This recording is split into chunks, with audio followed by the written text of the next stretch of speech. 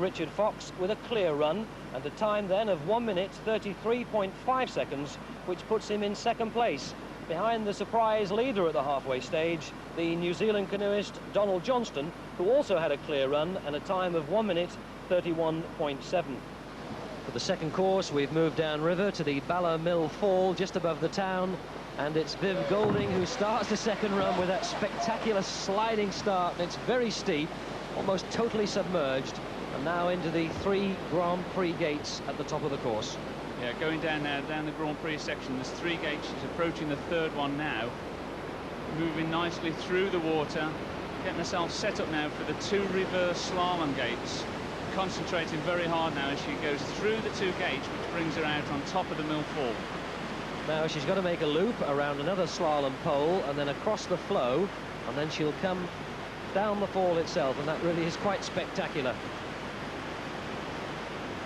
Seems to be having a good run here, the Australian girl. Now over the fall.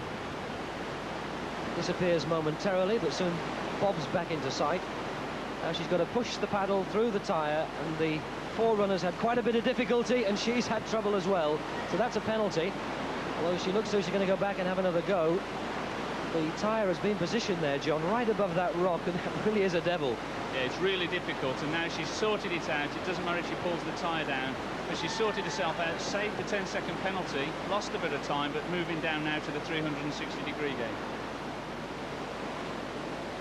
So round the slalom pole here, 360 degrees. Oh, and she's touched that and turned over. Well, she was due to make an Eskimo roll underneath that limbo gate. She did it a little bit in anticipation of that, not as she would have intended, throws the paddle over the finish and stops the clock at 4 minutes 7.6 seconds plus 20 penalties for a total time 4 minutes 27.6.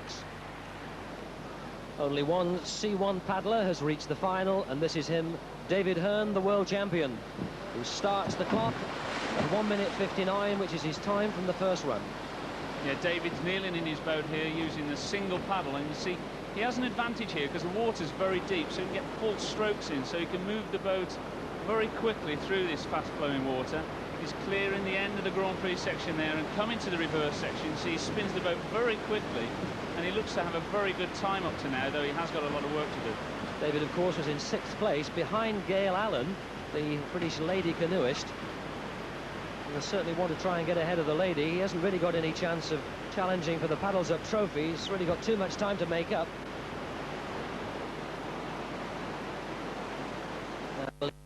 More good fortune with the tyre, much easier for him with just the shorter paddle. That's right, yeah, no trouble at all, but this is quite a difficult gate and proving to be. He's turned into the eddy there and he's coming. He's going to have to work hard and lean the boat. Does it very nicely indeed and approaches the roll gate.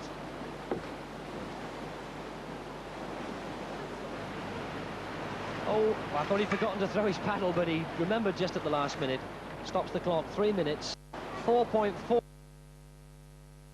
3 minutes 14.4 for David Hearn. Can Gail Allen of Ambleside in Cumbria successfully defend the Paddles Up ladies title? Starting her second run with the clock at 1 minute 47 seconds. Talking to Gail between the first and second half, she was saying that she really wanted to retain it, and she was feeling very confident because she had a good lead over Viv. But she's approaching these reverse gates now, concentrating hard, and looks to be not quite on the best line there, actually, Tony. She's now pulling across above the Mill Fall to this upstream pole, going up round it, and looking a bit apprehensive, I would think, as she approaches the fall. Safely round those 2 slalom poles, and now the big drop over the fall. Wants to catch her breath just before she goes over here, and she touched that pole, so that'll be at least 1 penalty. 5 seconds added to her time. Safely through the tyre, made that look easy. Now she's got a 360-degree turn around a final slalom pole. This is a good run. She's well on course to defend the title. The Eskimo roll under the limbo gate. Clean as a whistle. Oh, what a good run this has been by the 19-year-old girl.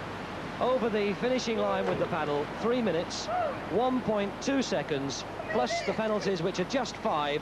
So she finishes with 3 minutes 6.2 seconds, and Gail Allen defends the Paddles Up ladies title.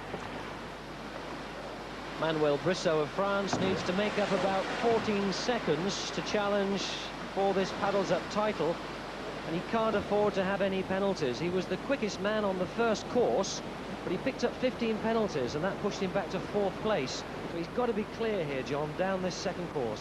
Yeah, you can't really afford to hit penalties, and every time I've said this in the past, someone's gone and clipped one, but he seems to be going well at the moment, and he's putting in a lot of power when he needs to. He's here above the fall now, and I think he's feeling confident, actually, that he can pull back this time. Those 15 penalties from the first run have certainly cost him dear. Otherwise, he would have been the competition leader at the halfway stage.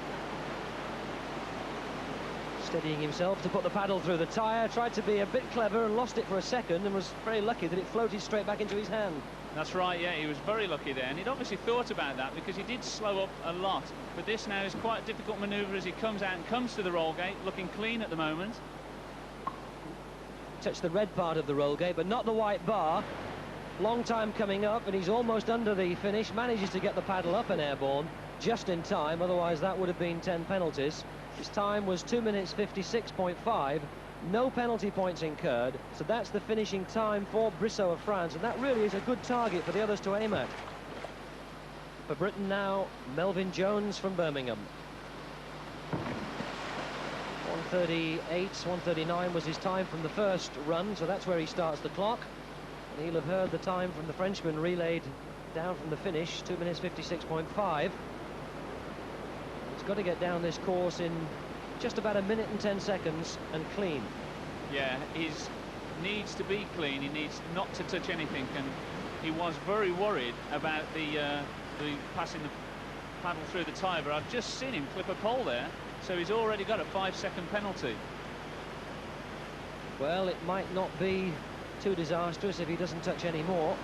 Coming now over the Ballamill Fall.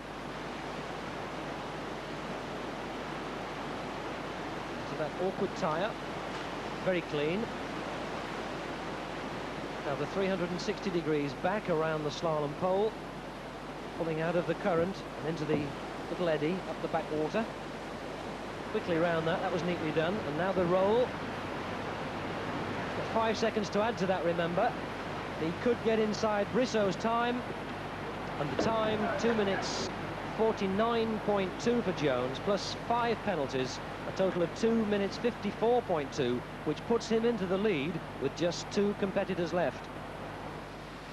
Can Britain's Richard Fox make up the 2-second deficit by which he trails the leader, Donald Johnston, and win his second Paddles Up title?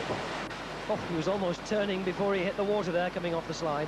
Yeah, Fox readjusted his boat at the top of the slide, I noticed, to make sure that he got the right entry he wanted.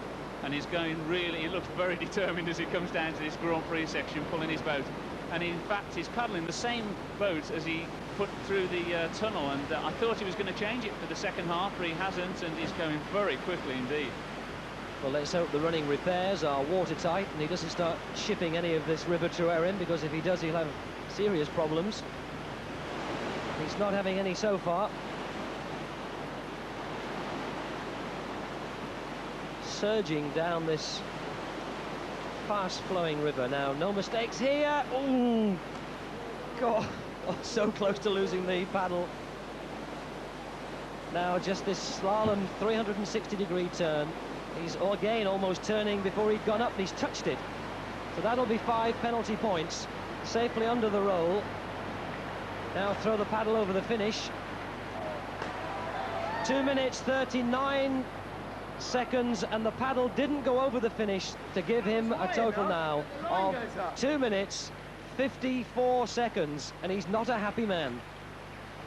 So can Donald Johnston of New Zealand deny Richard Fox the Paddles Up title? Starts the clock with his time from the first run, and he's got about 1 minute and 23 seconds to play with for this descent and penalties, and if he can get down in a time quicker than that, he'll take the title.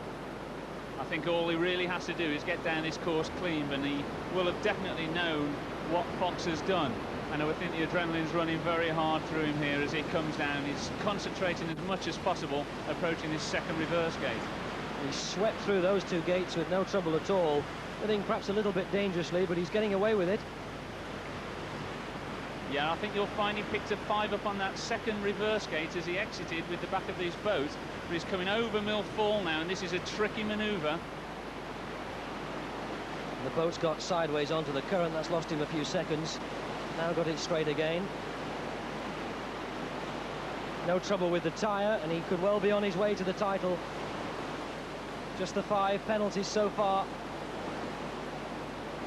Got to get the shoulders working. Turns cleanly around that last slalom pole. Does the Eskimo roll clean? Now, will he get the paddle over the finish? Well, he threw it over the bottom one and under the top one and stopped the clock at 2:43.7 plus only 5 penalties. So that gives him 2:48.7. The New Zealand man, Johnston, has won the Paddles Up trophy and pushed Richard Fox into second place. Paddles Up is the name of the event, and that certainly proved to be the winning manoeuvre. Richard Fox didn't get his paddle over the finishing wire and incurred 10 penalties. Donald Johnston's aim was better. Well, it's been 4 days of fun on the river here at Bala, which we sincerely hope you've enjoyed. I know that all the canoeists have, none of them more so than the 2 winners. And they're now about to receive their trophies from the mayor of Bala, the man with the bonny Welsh name of Mr. Evans Pierce-Jones, and the first winner, the girl who successfully defended the ladies' title, Britain's Gail Allen.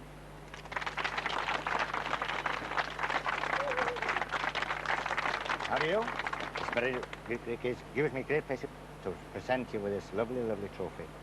Thank you very much. And I hope you come back to Bala again. Certainly will. Fine. Thank you.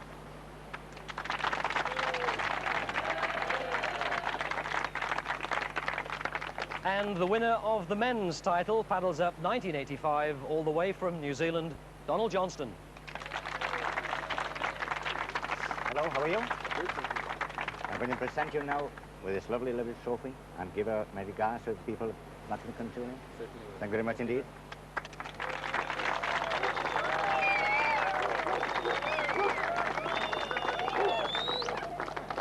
Well, if Paddles Up has given you an interest in canoeing, get in touch with the British Canoe Union, and who knows, you might even be a competitor when the competition returns next year. From us all in Bala, goodbye.